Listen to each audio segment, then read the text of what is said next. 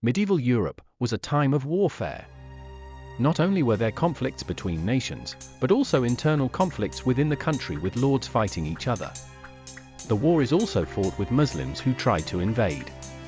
It was truly a time of war. And of course, wars are not over in a day. It is fought over a long period of time, months or even years. Therefore, on the actual battlefield, it is not just about the simple outcome of victory or defeat. There was also the everyday life of soldiers living in a harsh environment. So, what about the soldiers who actually took part in the wars of this period? What was life like on the battlefield? Dressed in expensive armor with emblems. Knights riding swiftly across the battlefield on horseback. Soldiers marching in formation and orderly fashion. The famous wars of medieval Europe have been the subject of stories and films. The spectacular battles in which armies clash with armies, and the quotes and passages that inspire the soldiers.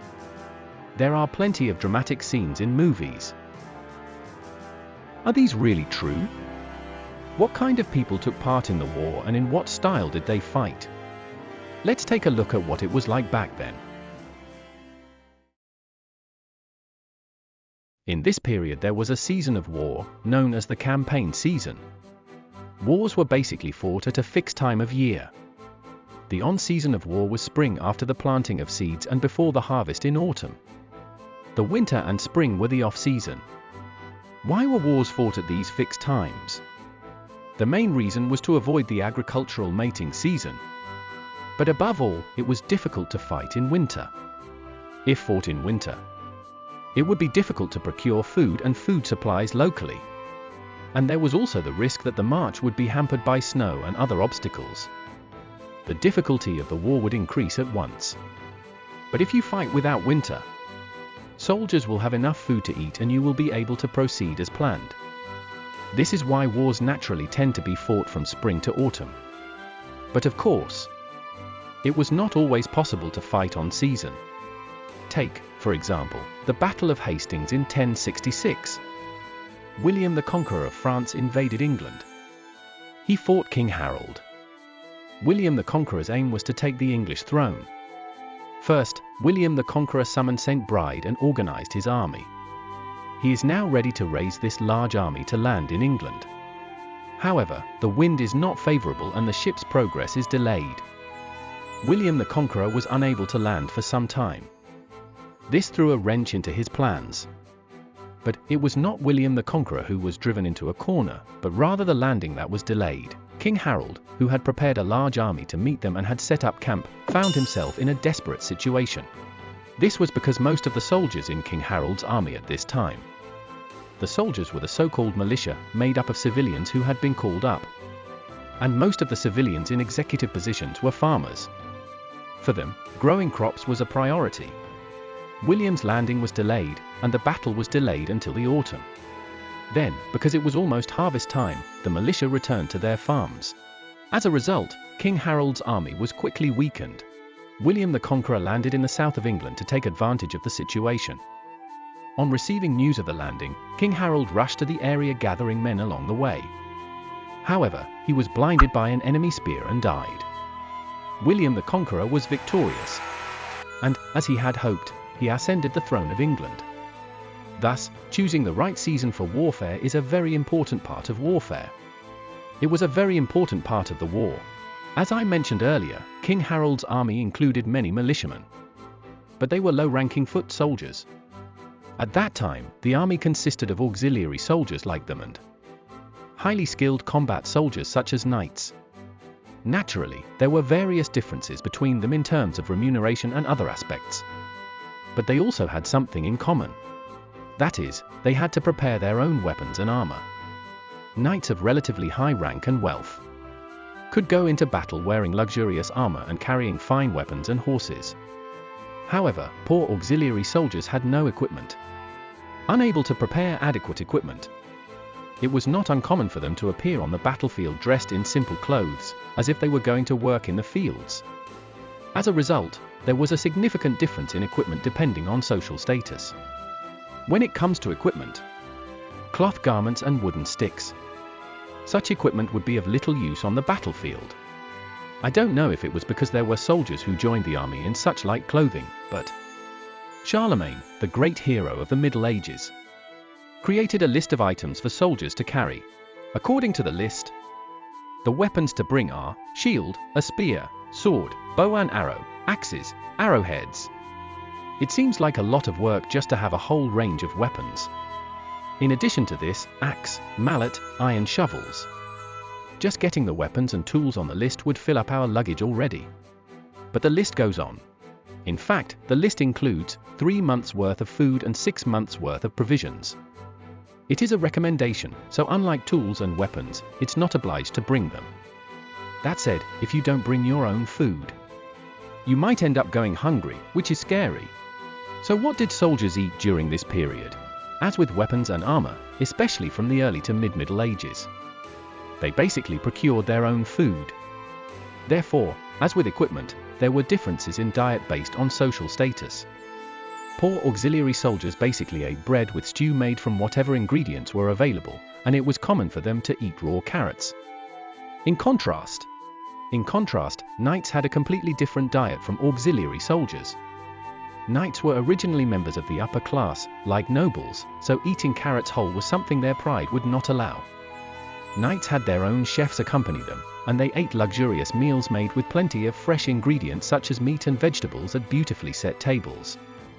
Furthermore, knights slept on beds laid out on the floor every night, decorated the dining table with seasonal delicacies, and spent leisurely time together.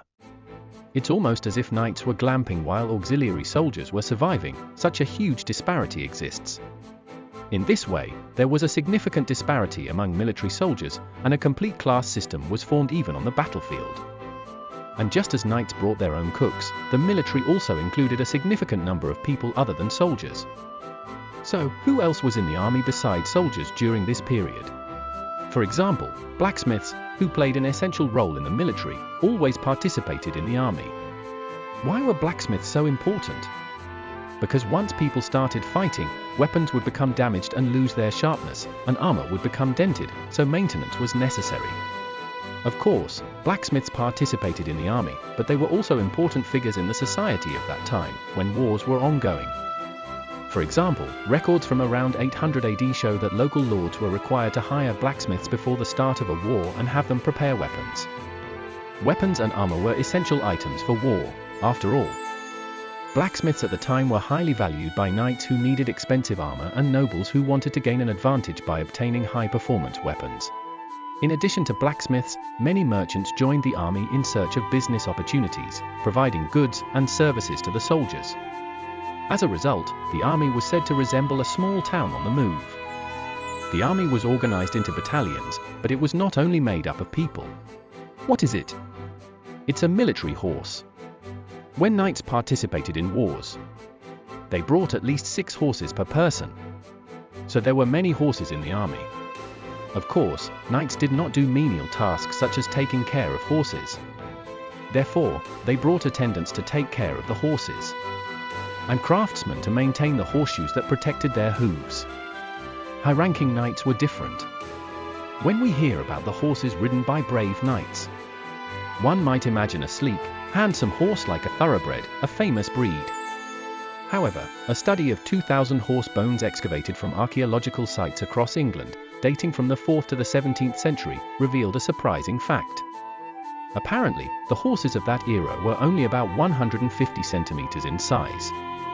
This is roughly the same size as a modern pony. It's a bit amusing to imagine a dashing knight riding a pony, but according to research, in medieval Europe, it was believed that smaller horses were stronger. The reason for this is unclear, but it makes sense that horses were smaller back then. At that time, the army consisted of soldiers, knights, blacksmiths who maintained equipment, and cute horses, all of whom were necessary for battle. However, sometimes women were also included in this group.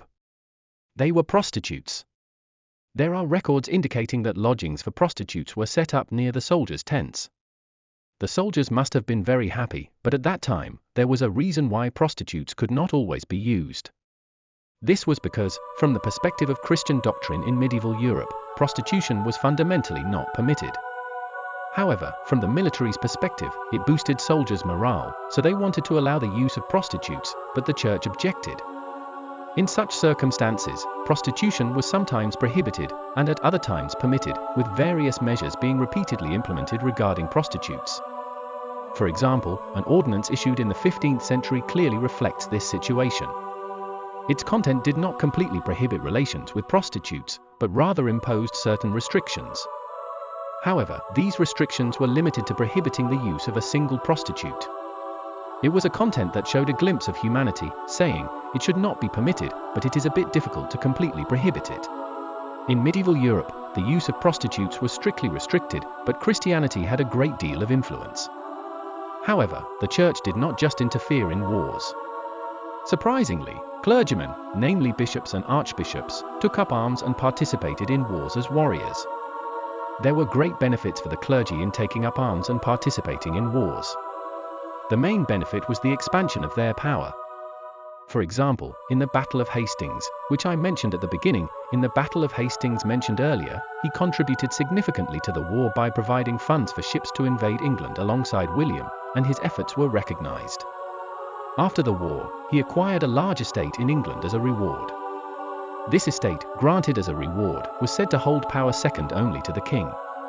By participating in wars and demonstrating their strength, clergy expanded their power. And such expansion of clerical power ultimately led to the growth of the church's influence. Of course, it was not merely the impure motive of seeking honor that drove clerics to become warriors. Some clerics likely sought to become warriors with the noble intention of fighting for Christianity, holding such a noble purpose. In the first place, during this era, war was deeply connected to the will of God. In a sense, the wars of that time were carried out under the pretext of administering justice in the name of God. A simple and easy-to-understand example of the relationship between the will of God and war is the Battle of Tours and Poitiers.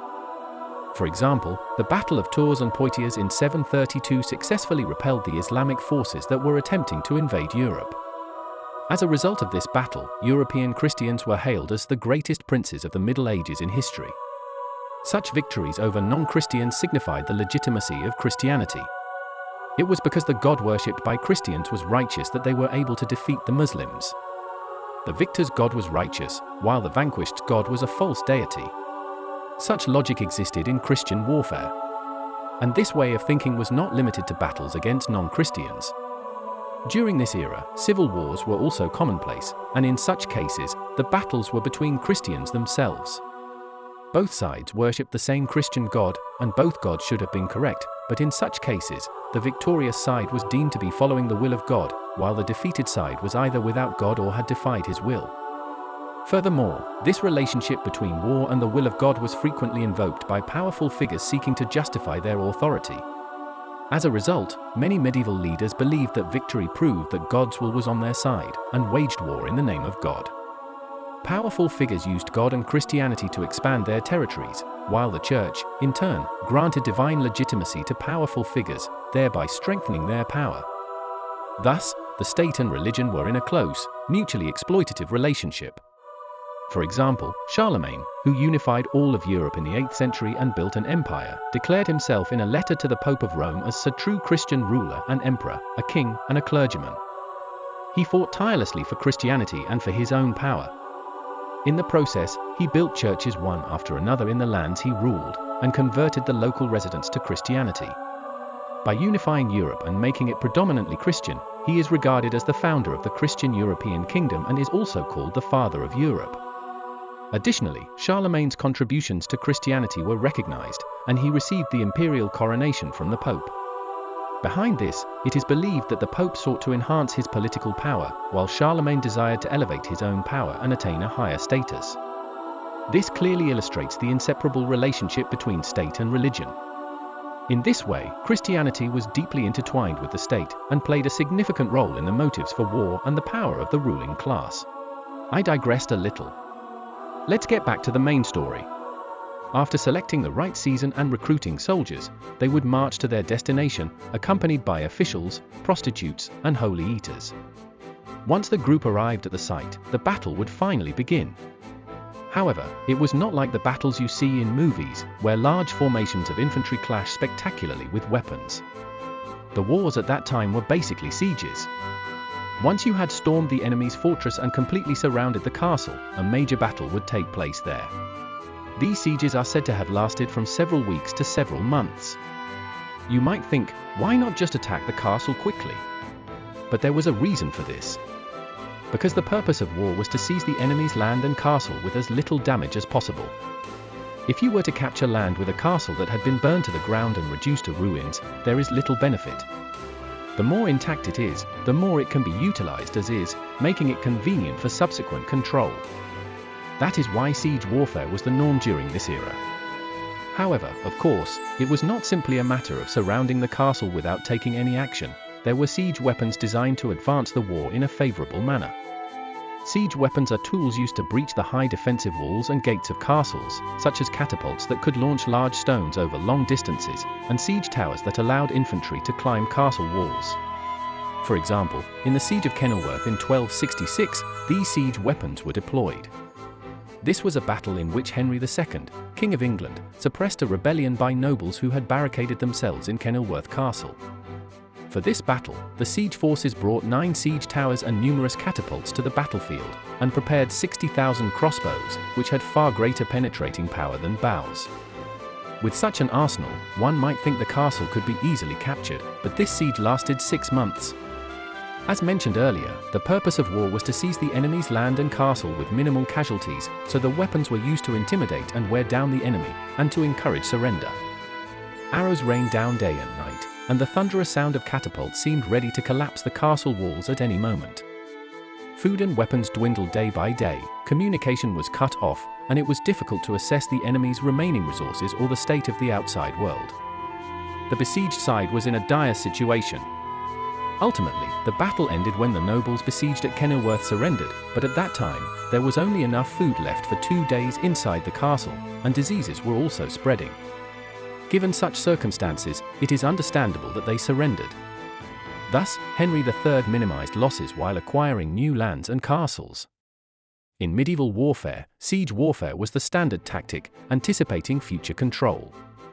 However, even if an enemy castle was completely besieged, the besieged side would inevitably face hardships once winter arrived.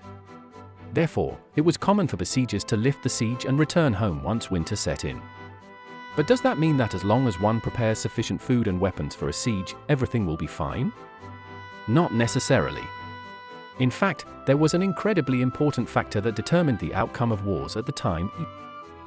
That was information. In modern warfare, information is still the key to victory, but at that time, communication equipment was not as advanced as it is today, making it extremely difficult to convey information accurately. As a result, many soldiers were swayed by unfounded rumors, and the outcome of battles was often decided in confusion. For example, in the Battle of Hastings, which I have mentioned many times, a ridiculous rumor spread across the battlefield. Rumors spread that William, who had finally managed to land in England, had been killed in battle, causing knights and soldiers to flee the battlefield, plunging the army into chaos. William then removed his helmet on the battlefield, revealing his face, and shouted, "Look, I'm alive," to calm the soldiers and avert disaster. If William had been at another battlefield at the time and unable to dispel the rumor immediately, history might have taken a different course. This shows how information can have the power to completely alter the course of battle. Even if William had not been present, the fact that the rumor caused confusion among the soldiers despite his presence on the battlefield suggests how difficult it was at the time to convey accurate information to the front lines. Another factor that can determine the outcome of a war is the morale of the soldiers. Just as the soldiers were tempted to flee due to the false rumor of William's death, if the soldiers' morale drops and they lose their will to fight, even a large army cannot win. And what is important for boosting the morale of soldiers is a stirring speech, perhaps. Although little is known about what kind of speeches were given on medieval battlefields, there are some records that remain. Here, we will introduce one such record from among the few that exist. The Battle of Lincoln took place in 1141, between King Stephen of England and his cousin, Queen Matilda. As the battle drew near, King Stephen of England was troubled. Oh, the war is about to begin.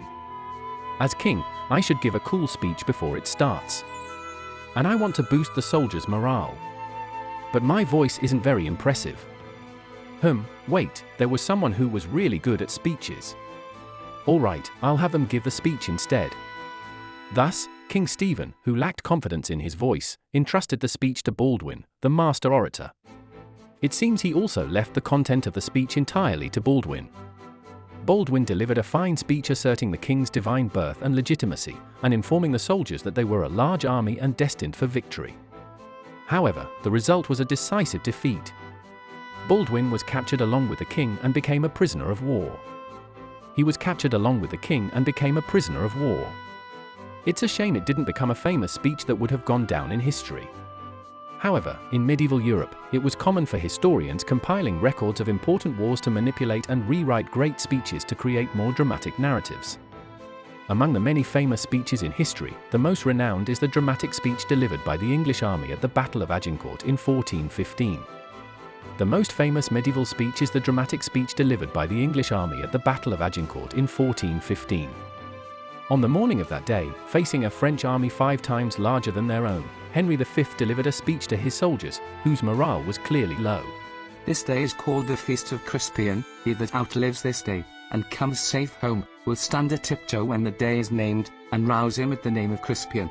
He that shall live this day, and see old age, will yearly on the vigil feast his neighbours, and say tomorrow is Saint Crispian. With these words, he inspired his soldiers and led his army to a glorious victory. This speech appears in the historical play Henry V. The author is the famous William Shakespeare. It is true that Henry V achieved a historic victory at the Battle of Agincourt, but this wonderful speech is said to be Shakespeare's embellishment. This speech is also known as the Crispinus Day speech and remains very popular today, with excerpts appearing in many films. Perhaps such a famous speech that turns a desperate situation into victory is something unique to stories. Now, as the war comes to an end with heavy casualties, the victors still have work to do. One of those tasks is the distribution of spoils. In the Middle Ages, after the outcome of a battle was decided, soldiers would loot everything in sight. They would strip fallen enemy soldiers of their armor, weapons, and valuables, and purchase all available supplies from conquered villages and lands. However, this was not always the case. At times, lords would manage and distribute the spoils of war equitably among their subjects.